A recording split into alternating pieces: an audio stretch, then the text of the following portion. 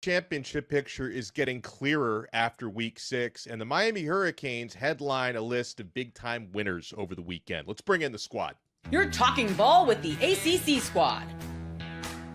From Florida State to North Carolina, from Syracuse to Miami, and from NC State to California, it's the local experts of the Locked On Podcast Network bringing you scoops, breakdowns, and the most comprehensive preview of the upcoming ACC weekend. Hang on, it could get loud, it could get heated, and it will definitely be fun. Squad up, you're part of the ACC squad. Shout out to the everydayers, and thank you so much for making the ACC squad your first listen. We're available free wherever you get your podcasts. We're free on YouTube. We're part of the Locked On Podcast Network, your team every day. Today's episode is brought to you by FanDuel. Right now, new customers can bet just $5, and if your bet wins, you'll get $300 in bonus bets to use across the app. Download FanDuel today. On this loaded episode, we'll take a look at Week 7 of the ACC football slate. We'll talk about all the problems in Chapel Hill. I think some of us in this room figured Bill Belichick era would not go so well. It's gotten off to a worse start than I could even imagine. We'll talk about Week 6 with gentlemen. The Miami Hurricanes headlined the weekend with a road rivalry win at Florida State. 28-22, the final score. Miami played with their food a little bit. They were up 28-20. They're up 28-3 in the game, I should say. And I'll let Jackson Holzer by the first round on this one. Is Miami now clearly the top team in the ACC, or do you think they could falter down the stretch? I mean, who else if it's not Miami? So, like honestly, if you are sitting here saying who should be the favorite in the ACC, and your answer is not Miami, then I would love to hear what you would have to say. Honestly, this is a team that I think top to bottom across the board is just strong everywhere, and they're elite in particular areas. But the reason why I say they're strong in every area is because you also have to look at it this way. They're not bad at anything. Like, every team seems to have some sort of weakness, right? What's the weakness of Miami? Well, they run the football well. They got a good quarterback. They got good outside weapons. Their offensive line's really good. Is there anything wrong with the defense? I don't really think so. I think their defense is just fine. They got Ruben Bain, who might be the best individual player in the entire nation. And so, yeah, they just walked into Tallahassee and they just beat the brinks off them. It was not a close game.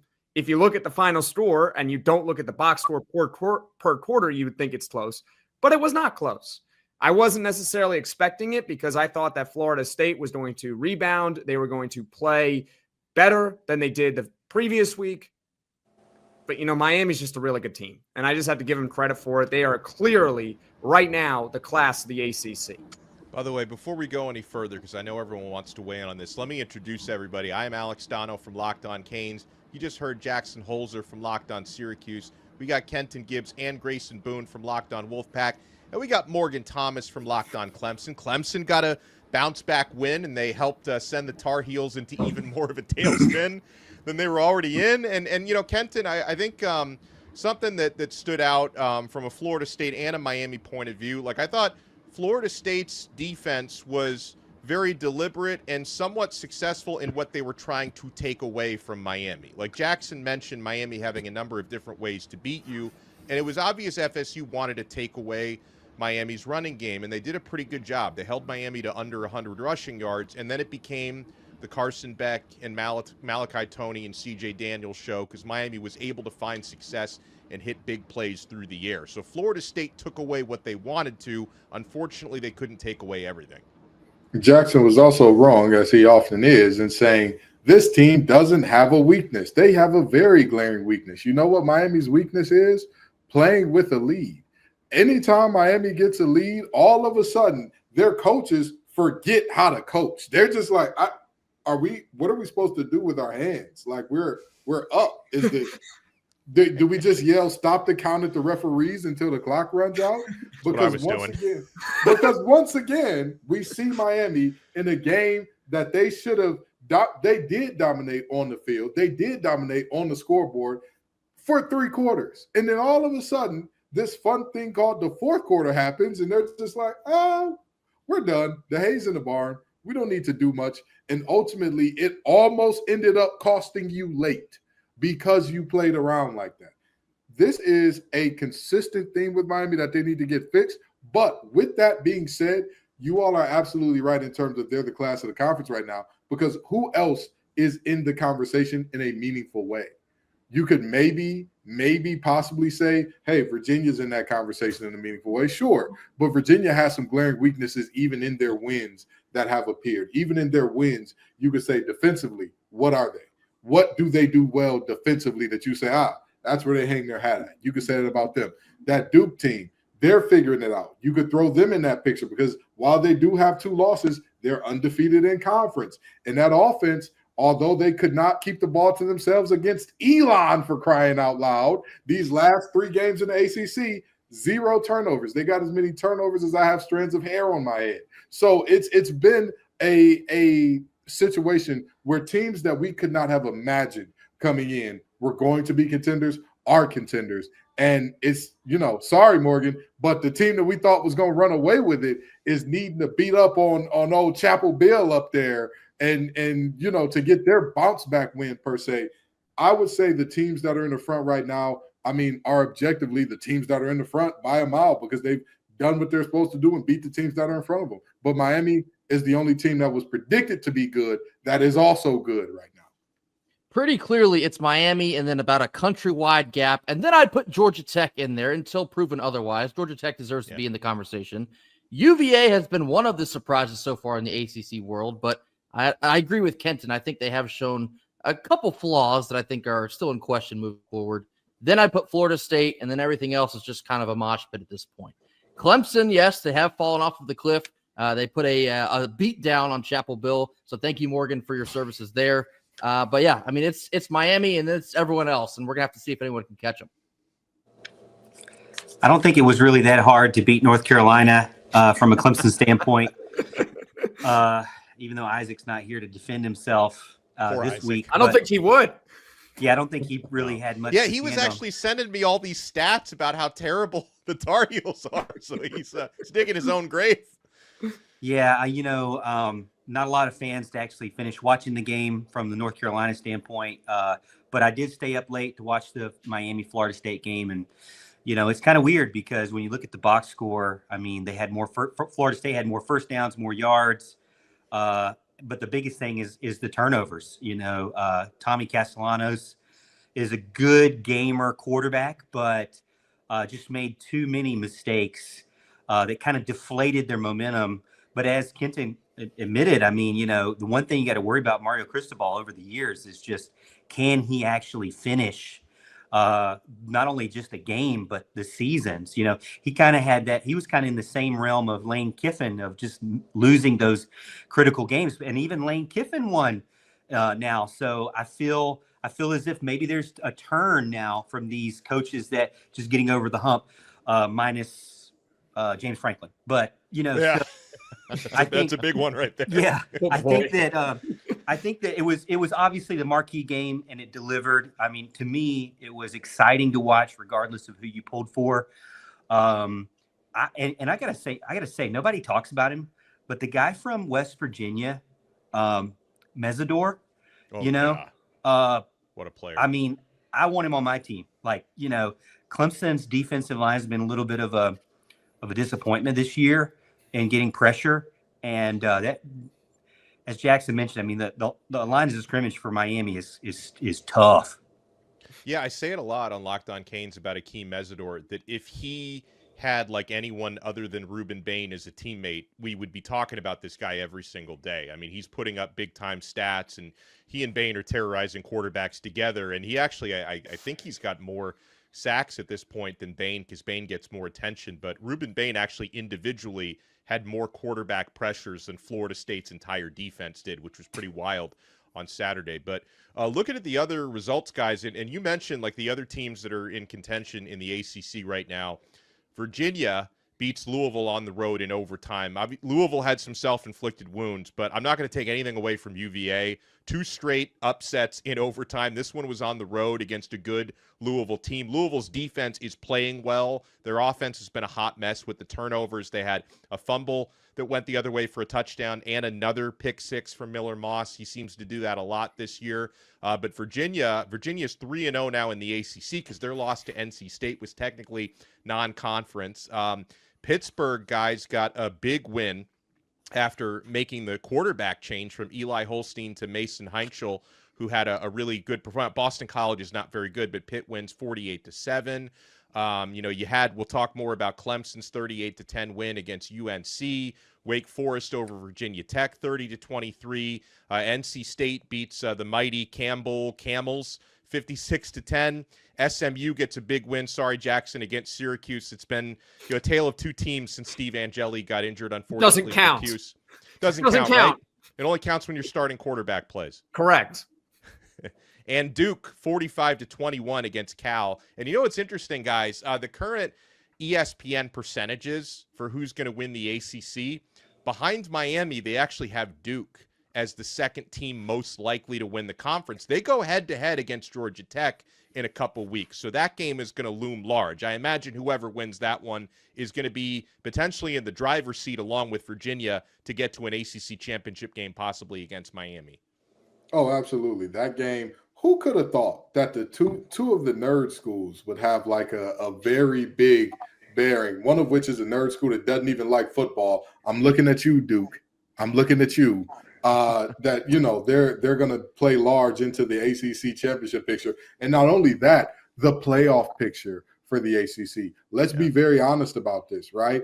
If you're pulling for the ACC, and this is not just an anti-Duke thing, because I know some people like to get on me about how much I talk about Duke doesn't deserve this because of their fans. But in all seriousness, their two out-of-conference losses, one of which being to a group of 16, it deeply hurts the ACC's chance of getting them in as an at-large, as opposed to a Georgia Tech team who could potentially run the table, or their only loss would be to the Georgia Bulldogs. And you would say, I'm all right with that. You lose to Georgia, lose to Miami in the conference championship. People could see that as we're all right with letting you in. We're okay with letting you in. Now, a team that lost to Tulane, that's a different story. That's a much harder sell on hey, we belong here. Really? Do you really? To Kenton's point, 26 to Illinois too. To Kenton's point, I think Georgia Tech has the easier schedule between them and Duke moving forward. So I'm a little surprised to hear that Duke is the second best odds there. But yeah, I mean, Duke's got to go on the road. They got to play at Clemson. So maybe Morgan has something to say about that. They got to play Georgia Tech head to head. They got to play UVA still. I don't know about Duke. I think they have the talent to do it, but Georgia Tech certainly has an easier path. I don't really know what it's like being down here at the bottom. Oh, here we go. It's new ground for you, Morgan. Oh, I want brother. Welcome. I want Mesidor on my team, the 2 top 10 draft picks on the D-line out in there. If I need a third one. If Mesidor isn't careful, he's going to get drafted by the Jets. And we don't wish that upon anyone. Yikes. Yeah. He's going to start playing bad on purpose to avoid that. That's what Ruben Bain should definitely do. Because I think he might go first overall. Oh. Speaking of Clemson players who did great this week, I'm going to go with the Monday Night Football game with the Jacksonville Jaguars and the Kansas City Chiefs. Dude, what a Trevor touchdown. Lawrence. Did you see the double trip, almost fumble, fall over, touchdown to win the game against Patrick Mahomes? I mean, just makes me miss Trevor Lawrence and Travis Etienne so much more. Why are you not talking about Cade Klubnik? He's your current quarterback. He was a Heisman favorite coming into the season. Talk about Cade. He's can't find him on the Heisman boards anymore. He didn't like the pressure. He's doing a lot better now with no pressure. There you go. I'm going to tell you something. We haven't seen a guy make a killing like that in Chapel Hill since me and my boys took over the library. If you know, you know. Go ahead, Donna. I'm just going to keep running with this Jets bit here. I mean, he was really smart, Cade Klubnik. He realized that if he plays well this season, he might be the first overall pick, and the New York Jets are lurking. And they might get that first overall pick. But if not, they might get the second or third pick. So, he's kind of smart. Dropping around 2, dropping around 3, maybe just not get drafted at all. I think he's smart. He knows exactly what he is doing. Play like crap so you don't get drafted by the Jets, and you might have yourself a nice career. It's one of those things like going into this season, I think when we talked about players One of the last ACC squads we did before the season, we were talking about, top quarterbacks that we thought could perform this year. And I know Carson Beck was one of the higher ones, but definitely Cade Klubnik was up there. And it's kind of sad how far he has dropped. Looking back, who would you say is now the top 2 or 3 ACC quarterbacks, 25-30% through of the season? I don't think Cade's on there for sure. Miller Moss definitely not on there. Chandler Morris maybe, but he didn't have that great of a game. I say Chandler Morris, Haynes King, Carson Beck are at the top for me. And what happened to Darian Mensah? Darian Mensah, I was about to say, he's getting there. Hold on, wait a minute. CJ Bailey. You damn right. We got one of the leading passers in the nation. What? The defense may not be able to stop a runny nose with Robitussin tissue and 3 COVID boosters, but that CJ kid can sling that pill. Tell him his Miami audition is going well this year. He's playing. Hey, worry about yourself, Donald. Worry about yourself. We are keeping CJ in Raleigh. Hey, CJ, if you Tampering. hear the sound of my voice, they didn't Tampering. want you. They didn't want you, CJ. Don't forget. They didn't want you. They wanted Jeremiah. They didn't want you, CJ. Don't forget it. That was your whole honestly, school. I kid. In all seriousness, I don't think CJ Bailey is going to leave North Carolina State. Like that. That's me being real. Like I'm trolling 3 seconds ago. I'm not trolling now, but I do want to troll the Tar Heels a little bit when we come back. Coming up next here on the ACC Squad, a report from WRAL News. Multiple sources with knowledge of inner workings of Bill Belichick's program say that UNC football's losses are a product of a divided locker room, a disorganized coaching staff, and a failure to communicate. We'll break it down right here on the Locked On ACC Squad. Folks, this episode is brought to you by SupplyHouse. When the opening whistle blows on a new repair, get your crew moving forward with SupplyHouse. Order today and see parts on your doorstep tomorrow. Over 280,000 plumbing, HVAC, and electrical items from the most trusted brands in the business. Their real-time inventory and honest lead times keep you from punting projects, while their industry-leading customer service always has your blind side covered. If you need parts for a project, SupplyHouse has next-day delivery. Talk about a game changer. Their Trademaster perks like priority shipping and dedicated support make the whole process smoother. Join the free Trademaster program today and score serious perks like priority shipping, lower prices, and a dedicated support line. Visit SupplyHouse.com to sign up for free and use promo code SHCollege5 for 5% off your first order. That's SupplyHouse.com. Real people, real service. We're also proudly brought to you by FanDuel. College football, NFL in full swing. FanDuel has an offer you don't want to miss. Right now, new customers can bet just $5 and get $300 in bonus bets if you win. That's right. Pick a bet, put down $5, and if it hits, you'll unlock $300 in bonus bets to use across the app. I love how FanDuel gives me so many ways to play. I've built parlays, I've bet futures, I've tried player props. You can even follow the lines live lines during the games. It makes watching football even more exciting when you've got a little something riding on the action. So what are you waiting for? Visit FanDuel.com to download the FanDuel app today and get started. Thank you so much for making the Locked On ACC Squad your first listen. For your next listen, check out our other shows. I host Locked On Canes, Jackson Holzer, Locked On Syracuse, Kenton Gibbs and Grayson Boone, Locked On Wolfpack, Morgan Thomas, Locked On Clemson. Clemson scored a 38-10 win in Chapel Hill that saw Kenan Stadium emptying out before halftime. I guess the highlight of their day was that ludicrous concert at 10 a.m. there in Chapel Hill. So Chapel Bill falls to 2-3 on the year. They've been blown out by the 3 Power 4 opponents that they've faced so far. And Kenton, I'll let you buy the first round on this one because you actually worked for this news outlet before, WRAL in North Carolina. They write a scathing report about a divided locker room, a disorganized coaching staff, and a failure to communicate. I feel bad for the players on that team because they signed up, especially the ones who, I especially feel bad for the ones who inherited Bill Belichick, but even the guys he signed, they probably figured, man, I'm going to play for the GOAT of NFL coaching. This is going to be great. It's been anything but. Yeah. By the way, if you can hear the sound of my voice, cast technician star CJ Sadler, if you come your tail to North Carolina, you're going to be very, very disappointed. All right. Don't do it. Do not do it. I am warning you as a fellow technician in the state of North Carolina. Now, oh, what a great time it is, Dono. Who could have predicted this? Who could have predicted that Bill Belichick, who, again, could not draft his way out of a can of paint when he last was in the NFL, was going to be bad at picking up talent in college? Who could have guessed that? Who could have guessed that a coach that had never coached in college at all was going to be bad in college? And even beyond that, the biggest thing that I think we really need to get into, Bill Belichick surely kind of like, I do it my way. It's my way or the highway personality. Yeah, sure. That's going to work out with Gen Z and Gen Alpha kids. That's going to work out great with them. Yes, this is the perfect generation of children to kind of coach with that logic. And now, lo and behold, WRL is dropping their scathing review about parents and players and members of the staff talking about favoritism and all that. I have never seen a coaching staff have as much drama off the field, completely unrelated to what's happening on the field. I've never seen this out of a first-year staff ever.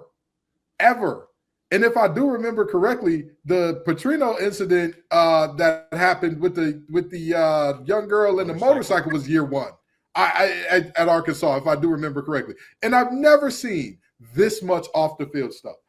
I remember at ACC Media Days when I asked them, how do you keep your players focused and keep the main thing with all these distractions? And he, in his very Bill Belichick way, did not answer the question. Well, looks like that really was the answer. Looks like he really doesn't keep the main thing at Chapel Hill, because this is embarrassing.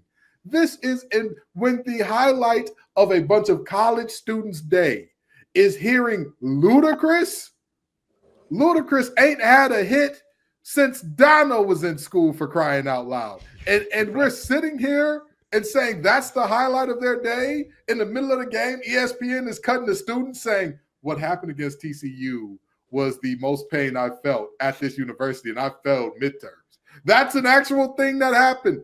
This is an embarrassment for that university. And as much as I don't like them because I'm an NC State guy, as an ACC guy, you have to get rid of Bill Belichick. Just pay the money, tell him to leave, and start over. It just doesn't make any sense in the way that this is happening.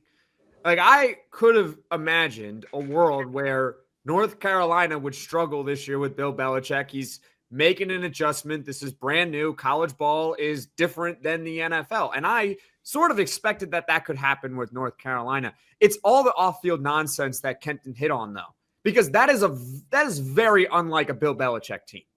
Think about when Bill Belichick was in the NFL. His teams were, whether they were good, whether they were bad, they were buttoned up. And they were basically robots. You didn't get anything out of them. Nothing came out of the building. You had no idea what they were going to do, whether they were good, whether they were bad. Now it's just a free-for-all. It just doesn't make sense. It's like, what happened to Bill Belichick? Like, what happened to his personality where he was able to keep everything in-house, not let anything really leak out there, not let anything really leak to the media? It just doesn't make sense. That's the confusing part to me. Them being bad, I mean, yeah, I could have envisioned them being bad. It's just all the off-field nonsense with them that drives me nuts. I don't get it. I think I'm getting to the point that I'm shocked that people are shocked. I mean, what did you think was going to happen here? Not this. I mean, not this. Well, I thought they would be bad. Like, I thought they had a chance to be really bad, but like off-field drama with a Bill Belichick team, that just doesn't happen normally. Yes, but that's been happening like every month since he was hired. Like, the writing has been on the wall all this time that this was going to be a nightmare. Not to mention you bring, 70 players through the portal, and all of a sudden things are just going to be fixed. You throw a bunch of money at it, and then all of a sudden we're a CFP contender. This was never going to work out. And my favorite dosage of copium that I've seen over in Dirty Footland, just give him more time. It's only year one. By year 3, he'll have this figured out. He's 73 years old. How much time are you willing to give this guy? They are the laughing stock of not just the ACC, but college football in totality. I love it. Kenton loves it. We're NC State guys, so of course we do. This is gone completely off the rails. It's been off the rails for quite some time. I'm at this point, I'm just to see how much further it will continue to go off the rails. You know what, Grayson? You make an excellent point there. They do need to give him more time. I think we need 4 more years of Bill Belichick. Come to think of it, that's fine by me. Lifetime extension. Yeah. I think that he's the GOAT, and we need to give him time. And I think that, in no time, you got to remember with the Browns, it didn't work out with the Jets and all that. It was tough. Don't remind me of the Jets. That is not cool. That's he figured it out the Jets, not you. Yeah, y'all took our defensive coordinator. I don't want to hear it. Listen. Oh yeah, he's doing great with the New York Jets right now. What's their defense ranked? They might be the 33rd ranked defense. He figured it out. They don't have a takeaway through 5 games. Well, listen. Bill Belichick is gonna get it figured out eventually, and I think in Chapel Hill, these things take time, And I will say this on a serious note, Jackson. You saying I'm surprised that this happens. That is why I specifically asked that question at ACC Media Days, because it's a very different group of people working with 25, 26, 30-year-olds with wives and kids and mortgages is different than worrying about an 18-year-old that's saying, where's the function? Where's the next house party at? That's a different crowd that is going through and experiencing different things. So it's easier to tell a 35-year-old, I swear to God, if I catch you coming out of a nightclub in Boston, you're gone. This is it. This is your last shot. And telling the 18-year-old who knows, you cut me, I'll just transfer. Even worst case scenario, I end up at App State. Worst case scenario, I end up at Gardner-Webb. I'll be okay. But let me say something to Jackson's point, though, because Bill has also changed. Like, he's had a book tour right after he got the job. And, of course, Jordan Hudson's making everybody mad at CBS with the demands for the book tour. They were going to do this Hulu documentary. So you're telling me Bill Belichick, who when he was in the NFL hated the idea of doing Hard Knocks, they were going to do a Hulu documentary that then UNC canceled when they lost their 3rd game. Tano, Bill Belichick wouldn't let Madden football use his name, image, and likeness in a video game. That's right. Yeah, now he wants to sell books and do documentaries. He's changed. Well, in the words of one Canadian that everybody seems to be upset at right now, was that a world tour or your girls' tour? Okay. Yeah. That needs to be asked to Bill Belichick because, like you said, this has never been him. This has never, ever, ever been him. And you look at all the other things in his life, and there's one thing that changed in a major way. Because, I mean, again, I hate to talk about the off-the-field stuff, but at some point in time, when you do get into the off-the-field stuff and all the chaos that's floating around that locker room, it starts from the top down, and the head man does not have his life in order in a meaningful way, and it's spilling over into the team. And last thing for me, Hulu has that footage, by the way. Like, they have 5 games worth of footage. I think they should sell it to Kenton Gibbs and Grace. You guys can release it on Locked On Wolfpack. Hey, Hulu, right here, baby. Hulu, I got 5 bands for you. I got 5 bands. If y'all can hear the sound of my voice, I have $5,000 if y'all will release all of the raw footage to me. Roll the tape. Let me ask Morgan from Locked On Clemson. Obviously, you can weigh in on the off-the-field stuff as well, but also, like, that was a bounce-back win for Clemson. But do you feel like, what did you take about Clemson's performance? What did you take away, or was it more about North Carolina? Because I don't even know what to do with what Clemson did to them on the field because North Carolina's bad. Yeah, North Carolina is bad. I mean, they're so bad that the fans were standing up, rolling out, going to another area code. They were yelling, "Move, Bill, get out the way." I can keep going, but no, the Tar Heels are very bad. They don't want to play defense. They don't want to tackle. They don't even want to push you out of bounds. So to say that Clemson came out and dropped 488 yards or something like that is you're excited because, I mean, I can't complain because, I mean, for, 4 weeks I've been complaining about being a terrible team, and being 1-3. So I have to be happy with a first ACC win. But then again, it's like Clemson also did really good in the first quarter. And then the second, the third, the fourth quarter actually kind of shut it down. They had Cade Klubnik until about halfway through the third, and then they brought in all the backups about halfway through, and it really just shut down. Actually, the second half, if you look statistically, North Carolina outgained Clemson and scored more points. Clemson only had three points in the second half. They really kind of put the brakes on, almost as if like Dabo and Bill are part of the same HOA or something in Florida, and he just didn't want to step on the neck. I was really kind of disappointed because this would be a game where you needed to kind of like rack up a ton of points. So I'm a little bit happy, but also a little bit frustrated. And there is still that concern that this was the first time the team was able to play their backups more consistently. And not only did they go pretty vanilla, but they didn't really look that great either. So as a Clemson fan, you're not only thinking about 2025, but you're thinking about 2026 and kind of worried, like Dabo's high school only mentality is not what it used to be.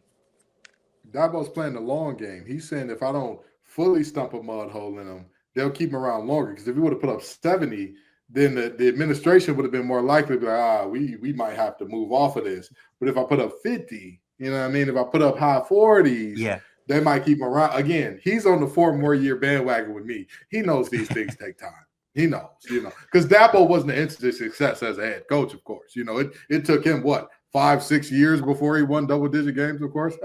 Nudge, nudge, wink, wink, Carolina. I think it was like 3, but yes, you're right. So, but and like you mentioned, like Clemson, Dabo has really stomped some teams and caused them to lose their coach in the past. So, it's not like Dabo happened to one of my former coaches, Al Golden. Yeah, Al Golden, Mr. Ty. Yeah, Mr. Ty. Well, when we come back, let's take a look at the Week 7 football slate, which isn't great, but there's one game that clearly stands above the rest in the ACC, and a couple of games that are going to give us a clearer picture, I think, of a possible ACC championship. You want to keep it locked right here. We're not done yet on this brand new episode of the Locked On ACC Squad. Mazda crafts cars for those who do more than simply move. Mazda delivers confidence with every ride, with more IIHS Top Safety Pick Plus awards than anyone else. From footwork to breathwork, athletes sweat all the details. Mazda brings this same intention to how we craft every model. You can feel Japanese craftsmanship in every detail, from the metallic accents to available Nappa leather upholstery. With all-wheel drive standard in every crossover SUV, you can drive with confidence through almost any season. Like our players, we sweat every detail, because when you make every move count, impossible becomes irrelevant. Mazda, move and be moved. We're also proudly brought to you by Quo. One of the tools that helps make a huge difference for business owners is Quo, formerly Open Phone. It's the same great business phone system you've heard us talk about before, just with a new name. And here's why it matters. Every missed call is money left on the table. When every customer conversation counts, you need a phone system that keeps you connected 24/7. Quo is the #1 business phone system that streamlines customer communications. It works right through an app on your phone or computer, so no more carrying 2 phones or relying on a landline. Guys, whether you're a solo operator, juggling everything, or part of a larger team, Quo makes it easy to stay responsive and professional. Their built-in AI agent is a game changer. It can answer after-hours calls, capture leads, and keep business moving even when you're off the clock. See why over 90,000 businesses trust Quo, formerly Open Phone. Get started free and get 20% off your first 6 months at quo.com/lockedoncollege. That's QUO.com/lockedoncollege. And if you've got existing numbers with another service, Quo will port them over at no extra charge. Quo, no missed calls, no missed customers. Thank you for making the Locked On ACC Squad your first listen. All right, so if I'm looking at the ACC slate this weekend, Miami has another bye week, by the way, weird bye week schedule. Pittsburgh at Florida State at noon on Saturday, to me, is pretty clearly the conference matchup of the weekend. So we're going to find out, like, FSU, they've lost 2 straight games. Are they going to spiral? I think they can definitely bounce back this weekend. And Pitt, guys, made that quarterback change, benching Eli Holstein for true freshman Mason Henschel, who played really well, but against Boston College. Pitt does have a really good defense, though. So, Grayson, I'll let you buy the first round on this one. Do you think this is a bounce back for Florida State, or does Pittsburgh make it 3 L's in a row for FSU? I think it's got to be a bounce back for Florida State, especially now back-to-back losses, losing to Virginia and now Miami. They need to figure out where they want to go the rest of the year as well. So I'm going to take Florida State in this one. I don't know if I touched the spread. That seems a little bit large considering Pitt's offense is not all that bad, but I think the Seminoles get it done. Yeah, I think that Florida State, ACC in general needs a team like Florida State to keep staying, successful. They're still ranked as far as I know, like just barely, but they need to recapture what they had at the very beginning against Alabama. That wasn't a bad win by any means, but Alabama has seemed to kind of figure it out a little bit more now. So I'm looking forward to the game. It's an early one, 12 o'clock, so you get to get it early and get it over with. But Clemson now has to wait till 7:30. But I would take Florida State. And but anything this week with the points, I got to take with the points, man. I was going to say I don't really get the line. Like it's it's Florida State by 10.5. That's right.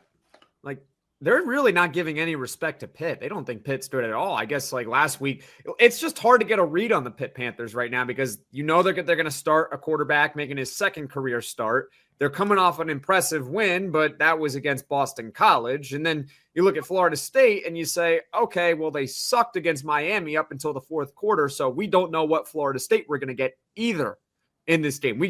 I don't really know what's going to happen. So, and we don't know for sure if Desmond Reed is going to play either for Pitt. So, I mean, if he does play, I would probably take them to cover that spread, but maybe they're thinking he doesn't is why it's 10.5. I guess, but I mean, when I don't have a good read on a game, I tend to just lean towards the side of the home team, but I would at least take Pitt to cover. I'm going to quote my good friend Lee Sterling on this one. Wrong team favored. We are going to see an upset. The Sharks and company are going to get this one done.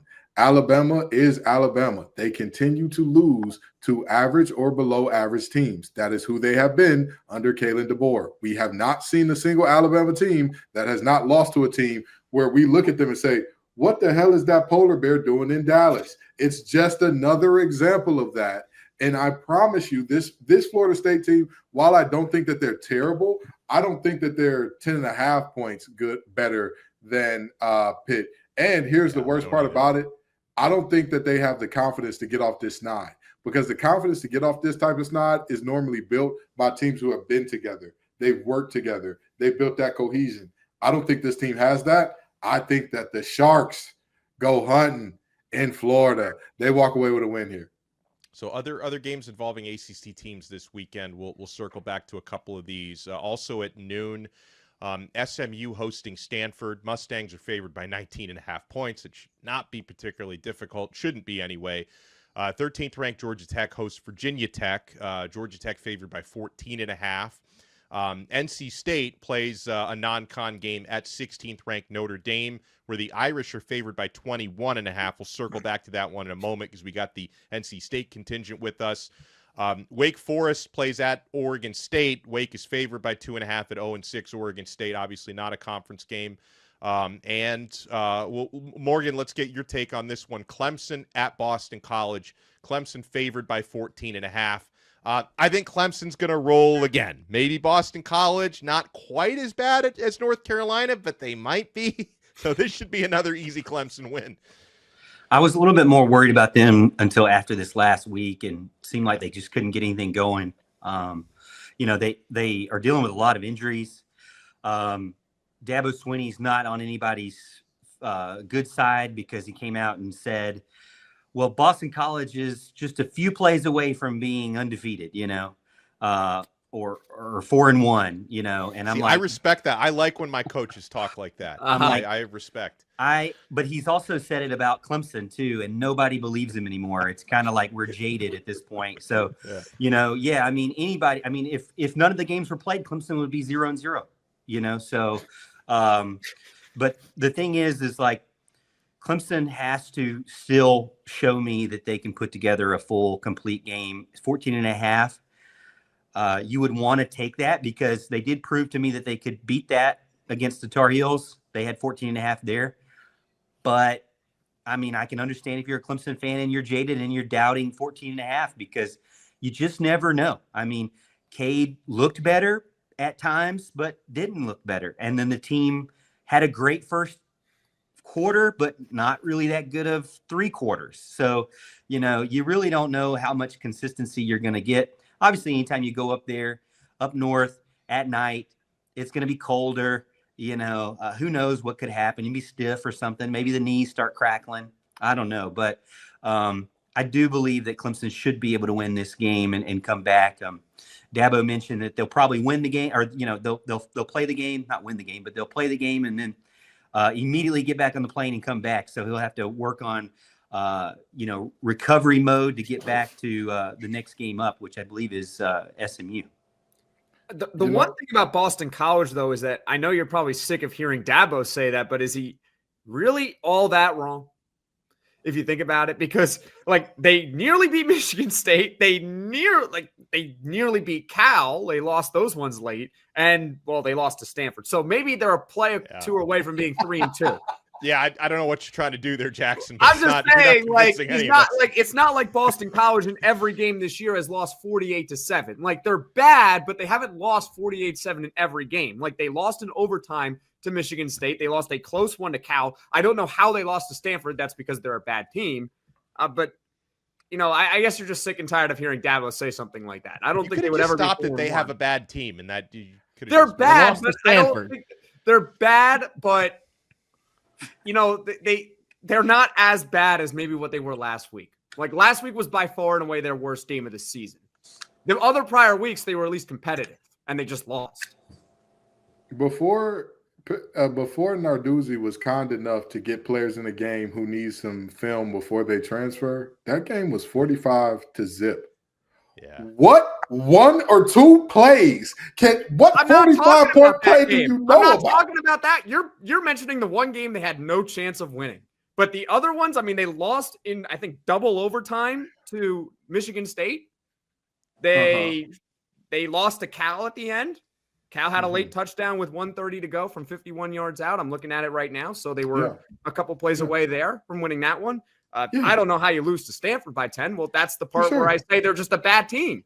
And you know the crazy part? You mentioned 3 teams that didn't even play in bowls last year. I don't think any of those 3 teams. I know. Won a they're bowl all game. bad. And Michigan State is not good, by the way. I know. I'm just saying they're all they're bad. not good. That's what I'm trying to point out here. But they could have beaten the other bad teams, but they're just a little bit more bad.